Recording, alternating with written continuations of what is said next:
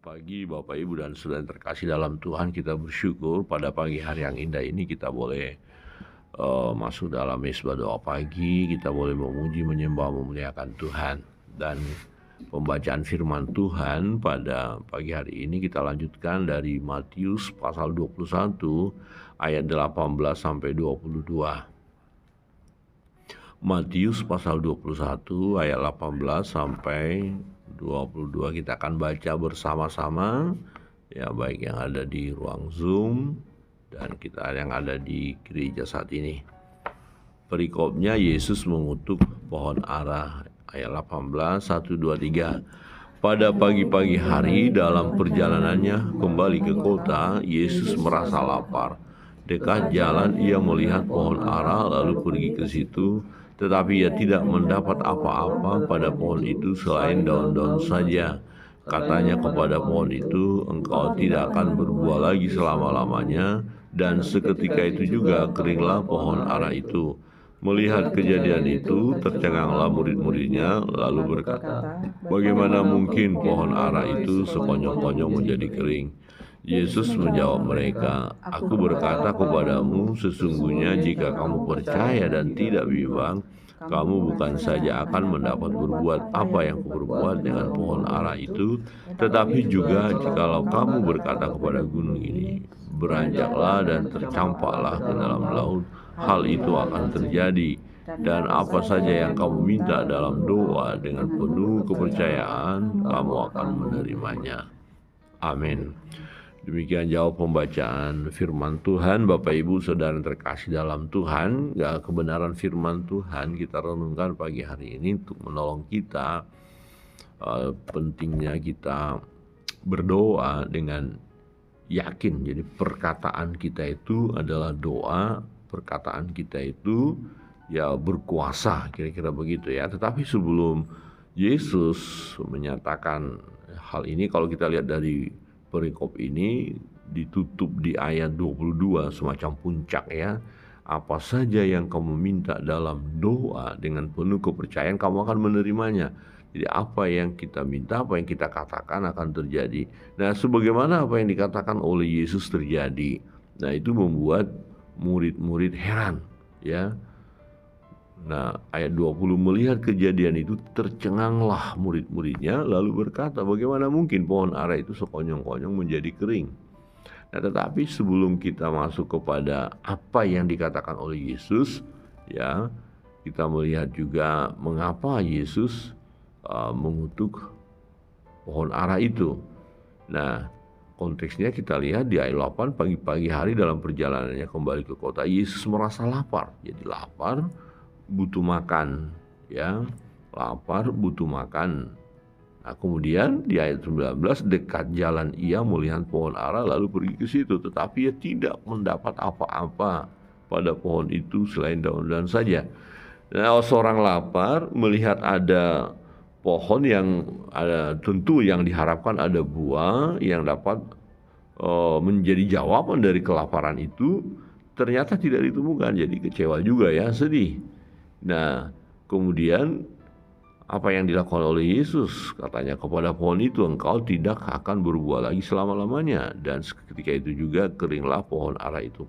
Nah, mengapa Yesus mengutuk pohon ara itu? Nah, ini satu bentuk perumpamaan bagaimana orang-orang yang memberikan atau orang-orang yang diharapkan bisa berbuah ya sebagai pengikut Tuhan, pengikut Yesus, tapi tidak berbuah, ya, tidak menghasilkan buah, maka sama dengan tidak berguna, tidak berfungsi dengan baik atau mengecewakan. Ya, jadi yang tidak berbuah ya harus ditebang, disingkirkan, ya, tidak layak seperti itu. Nah, juga saya membaca ada pernyataan, ada penafsiran bahwa kalau pohon ara ada buah, semestinya ada diikuti dengan kalau ada daun itu diikuti dengan ada buah juga. Ya, biasanya seperti itu. Ya, tetapi ini kok hanya daun saja. Jadi yang kelihatannya bagus, kelihatannya menghasilkan sesuatu, kelihatannya ya bisa memberikan manfaat, tetapi ternyata tidak. Jadi ini semacam kehidupan yang berpura-pura ya, kelihatannya alim, kelihatannya soleh, kelihatannya eh, ya baik, ya, kelihatannya beriman. Nah, tetapi ternyata kosong, tidak ada buah, ya tidak berbuah, tidak buat apa-apa, hanya kelihatan saja. Ya, jadi prakteknya tidak dapat ditunjukkan buah itu. Nah, akhirnya ini nggak layak, ini harus didiskualifikasi ya, jadi seperti itu. Nah, ini satu bentuk pengajaran bagaimana ya yang tidak berbuah itu tidak layak, ya yang tidak berbuah tidak layak untuk diberi hidup ya, seperti kira-kira ya, harus disingkirkan ya. Nah, apa yang dikatakan oleh Yesus terjadi. Jadi permasalahannya bukan hanya ya pada wah ini kok Yesus kok langsung begitu ya, kok langsung mengutuk pohon itu ya. Tidak, tetapi ada satu pengajaran di sini yang Yesus mau tunjukkan kepada murid-murid ketika dia berkata-kata, ketika dia berbicara. Jadi apa yang dikatakan, apa yang dibicarakan itu penuh dengan kuasa, ya bukan kata-kata sembarangan.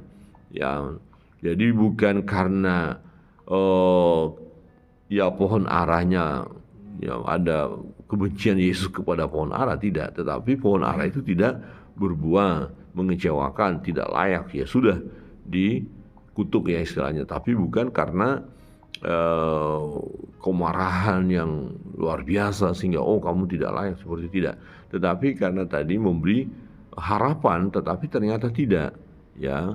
Jadi itu gambaran kepada orang-orang yang menyebut dirinya sebagai pengikut Tuhan, orang saleh, orang beragama, tetapi kenyataan tidak ada buah, makanya tidak layak. Kemudian Yesus berkata, ya kepada pohon ara ini, ya dikatakan tidak akan berbuah lagi selama-lamanya.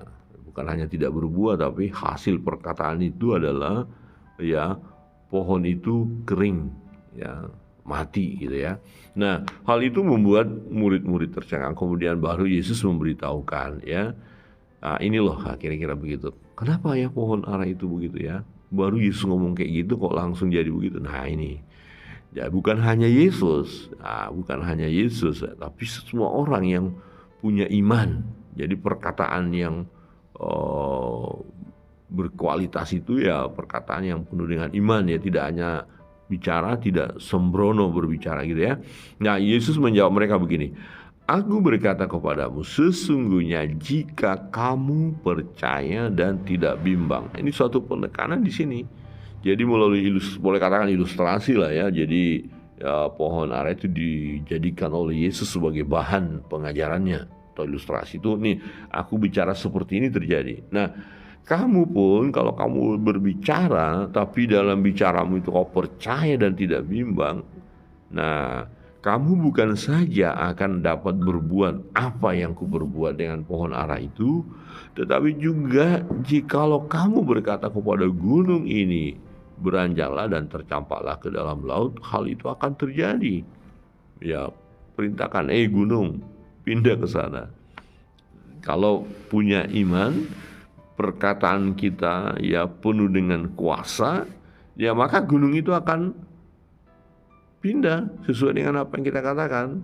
Ya, mungkin orang berkata, wah gunung hebat banget ya, gimana caranya?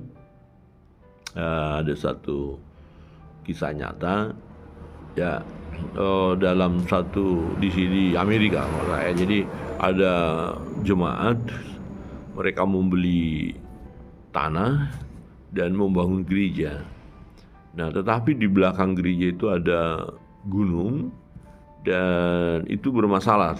Peraturan kota begitu bermasalah, akan dihambat mereka untuk membangun atau tempat di situ karena ada gunung di belakang ya. Nah, kemudian Pak Pendeta berkata, percayakah kalau kita berbicara gunung ini pindah, maka pindah? Nah, ada yang bimbang, ada yang ragu ya.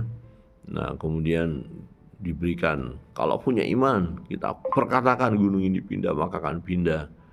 Nah, kemudian akhirnya mereka berkata, oke, kita percaya. Tapi hari lepas hari ditunggu, mereka terus berdoa, gunung ini pindah, gunung ini pindah. Nah, lama kok belum tiba, mulai ya kok belum pindah juga, kok nggak bergeser. Nah, bagaimana sih cara bergesernya gunung itu? Nah, waktu mereka berdoa setelah sekian lama ya, tiba-tiba ada orang datang yang membutuhkan tanah untuk tanah uruk ya di salah satu tempat. Ya, kemudian mendatangi kelompok ini, orang Kristen ini, gereja ini ya, mendatangi pendeta dan kemudian berkata, "Bapak, kami butuh tanah, apakah Bapak mau jual tanah yang di belakang ini? Ya, dengan harga sekian-sekian." Oh, harganya bagus juga. Nah, ternyata Pak Pendeta bilang, "Nah, ini dia." Oke, jadi akhirnya mereka beli itu gunung dan pindah sampai rata. Nah, betul pindah, gunung itu pindah, akhirnya tanah itu rata dan mereka tidak dipermasalahkan lagi untuk beribadah di sana, membangun di sana, bahkan dapat uang ya dari hasil tanah itu. Ya, beranjaklah dan tercampaklah ke dalam laut. Ya, kalau kita ngomong begitu kepada gunung, gunung itu pun akan tercampak ya. Baik, apa yang kita perkatakan, apa yang kita imani ya dengan perkataan kita itu akan terjadi.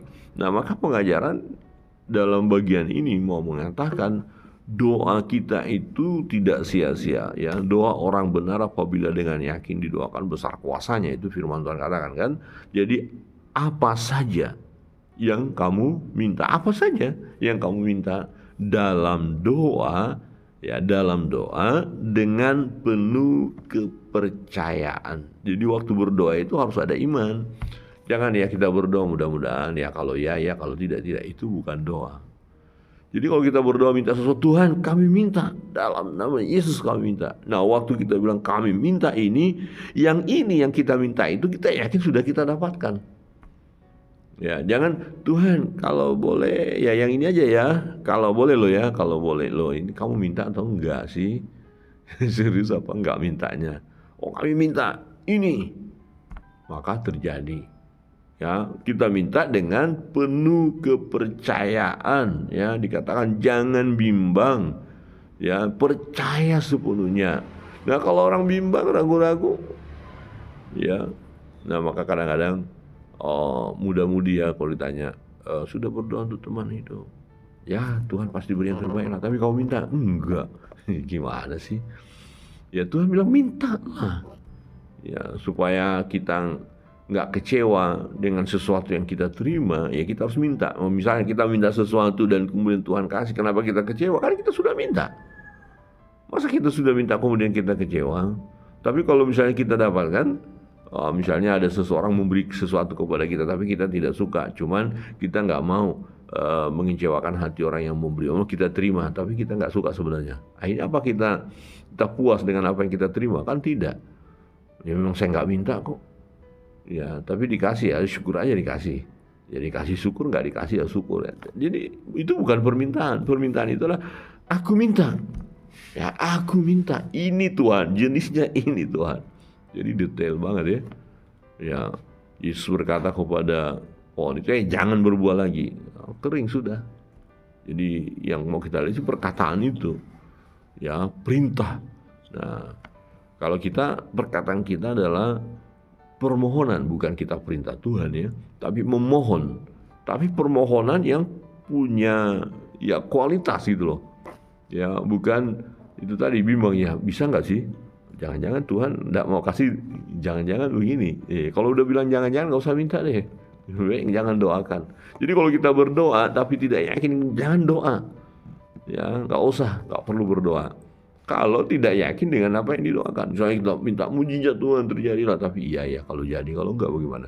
Bukan begitu. Aku minta kepada Tuhan, aku memohon terjadilah mujizat. Nah, memang ini satu proses ya, perjalanan panjang tentu dalam kehidupan seseorang. Ya karena kita manusia kadang-kadang ada juga rasa ya, pikiran duniawi, pikiran manusia itu ya membuat kita meminta tetapi ada keraguan-raguan, Bapak Ibu. Ada keraguan-raguan sehingga seringkali tidak terjadi apa yang kita minta. Ya, kemudian kita kecewa. Kita salahkan Tuhan. Padahal kitanya yang tidak yakin. Maka orang yang bimbang dan ragu tidak akan dapat apa-apa, kata firman Tuhan. Sama seperti ya kapal di tengah laut diombang-ambingkan oleh ombak angin. Ya, jadi kalau kita tidak yakin, ya lebih baik jangan berdoalah gitu ya, capek ya, melelahkan saja. Tapi mari kita belajar ketika kita berdoa, yakinlah dengan apa yang kita doakan ya. Jadi bukan hanya sekedar lewat berdoa itu, bukan hanya rutinitas, oh saya mendoakan ini ya, tapi tidak ada satu keyakinan bahwa yang kita minta akan terjadi. Tidak boleh. Justru ketika kita berdoa, semakin banyak berdoa, karena semakin ya tinggi keyakinan kita, doa kita ini tidak sia-sia. Jadi setiap pagi kita berdoa, doa-doa kita itu tidak ada yang sia-sia. Amin. Jika kita meminta dengan penuh kepercayaan, penuh dengan keyakinan, penuh dengan kesungguhan. Ini loh Tuhan, aku minta ini. Nah misalnya, ya pergumulan-pergumulan kita kan banyak. Nah apa yang menjadi pergumulan Bapak Ibu Saudara? Ya minta saja. Ya minta bukan hanya sekedar ya Tuhan, saya minta ya, kalau dikasih ya syukurlah, kalau enggak ya enggak apa-apa juga lah. Itu bukan meminta. Meminta, aku memang butuh kok, aku perlu ini Tuhan. Tolong aku Tuhan, ya tolong aku Tuhan ya. Berikan kepadaku dan aku meminta. Firman Tuhan katakan minta kepada Bapa di dalam namaku, kata Yesus. Aku minta kepada Bapa di dalam nama Yesus. Maka Tuhan bilang ya, kalau kita minta kepada Bapa di dalam nama Yesus, maka Bapa akan memberikan ya kepada kita. Amin. Dia akan berikan. Dia adalah Allah yang Maha Kasih, pemurah. Nah, terus bagaimana dong kita udah minta-minta terus tetapi tidak dikabulkan juga doa-doa kita. Nah, diingatkan, benar nggak kita berdoa? Jangan sampai salah berdoa. Loh, Pak Pendeta, kok bisa salah berdoa? Iya, salahnya di mana? Kamu meminta untuk memuaskan hawa nafsumu, memuaskan kedaginganmu, maka Tuhan tidak kasih, begitu ya. Itu karena kamu salah berdoa. Ya, tidak ya kita berdoa sesuai kehendak Allah, tidak, tapi kehendak diri kita, mau untuk kepuasan kita. Jangan. Jadi kalau kita berdoa, yakinkan juga diri kita bahwa ini sesuai dengan kehendak Tuhan. Ya misalnya kita bergumul nih, butuh makan dan minum karena lapar, kita berdoa supaya diberkati Tuhan pekerjaan segala macam. Nah itu apa sesuai kehendak Allah? Ya sesuai dong, memang kita butuh. Ya, tapi kalau kita, Tuhan berikan kami berkat yang berkelimpahan supaya kami bisa jalan-jalan ke sana kemari, rekreasi, pokoknya menyenangkan diri sendiri. Ya, itu nggak sesuai dengan kehendak Allah. Supaya orang tidak memandang saya rendah karena mereka lihat saya sudah punya uang banyak, mereka akan menghormati saya akan gampang perintah orang, bla bla bla. Nah, itu untuk kepuasan diri sendiri. Ya, itu namanya tidak sesuai dengan kebutuhan. Ya, itu untuk memegahkan diri sendiri. Tapi kalau untuk kebutuhan, sesuai dengan kebutuhan kita, maka Tuhan akan memberikan. Misalnya kita mengalami kelemahan tubuh, kemudian berdoa minta kesembuhan, ya itu kebutuhan kita sesuai dengan kehendak Tuhan ya. Jadi Bapak Ibu Saudara terkasih dalam Tuhan, kebenaran firman Tuhan pada pagi hari ini mengingatkan kita untuk mari tekun berdoa, minta dalam doa dengan penuh keyakinan, kepercayaan, maka kita akan menerima. Amin. Jangan ragu-ragu untuk berdoa, minta. Kalau ada keraguan jangan berdoa. Tapi karena kita yakin yang kita minta itu berkenan kepada Allah, doakan orang, mendoakan pekerjaan Tuhan, para misionaris, suku-suku yang belum terjangkau, waktu kita doakan harus ada keyakinan suatu waktu suku itu akan berseru di dalam nama Yesus. Nah bagaimana caranya supaya akhirnya mereka berseru? Itu bukan urusan kita, itu urusan Tuhan. Urusan kita adalah minta Allah. Tuhan bilang mintalah, ya maka akan diberi. Kiranya kebenaran firman Tuhan ini menolong kita Bapak Ibu. Saya tidak tahu menjadi apa yang menjadi beban pergumulan Bapak Ibu, tapi mintalah ya. Waktu meminta jangan ragu-ragu, jangan bimbang, tapi harus dengan penuh kepercayaan, yakin betul gitu loh ya. Dan ini sesuai dengan kehendak Tuhan, berkenan kepada Allah permohonan kita, maka kita akan menerimanya. Kiranya Tuhan memberkati dan terus menjawab doa-doa kita. Kita melihat pekerjaan Tuhan yang dahsyat dan kita boleh memuliakan Tuhan di dalam kehidupan kita. Tuhan Yesus memberkati kita. Mari kita berdoa.